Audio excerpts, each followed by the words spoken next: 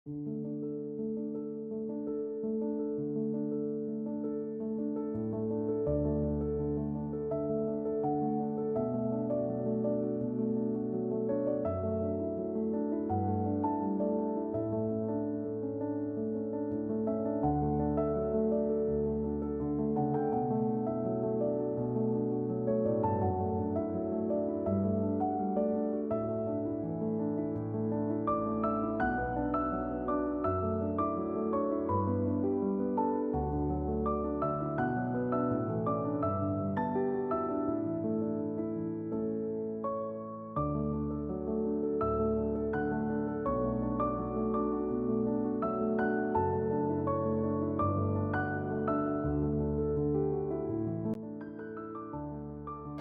এর সৌজন্যে এবং ইসলামিক রিলিফ বাংলাদেশের সাথে পার্টনারশিপের মাধ্যমে শরীয়তপুর জেলার সদর এবং জাজিরা উপজেলায় 1400 পরিবার, যা এই দুই উপজেলার 8টি ইউনিয়নে 1400 মানুষের মধ্যে আমরা কোরবানির মাংস বিতরণ কার্যক্রম গতকালকে এবং আজকে বিতরণ করছি।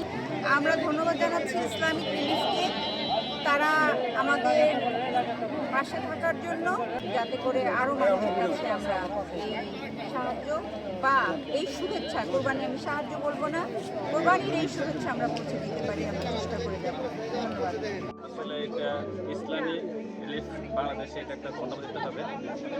ঈদের সময় এখন সাধারণ মানুষ, গরিব মানুষ যারা কুরবানিতে পায় না, মাংস পায় না, এদেরকে মাংস দেওয়া হচ্ছে এবং একটা মাংস নিয়ে খেতে পারবে, এটা আমি এসডিএসকে আমি ধন্যবাদ দিই। আমাদের দেশে অনেক পরিবার আছে যাদের পক্ষে কুরবানির সময় মাংস পাওয়া বা 2 কেজি মাংস ব্যবস্থা করা অনেক বেশি কঠিন হয়।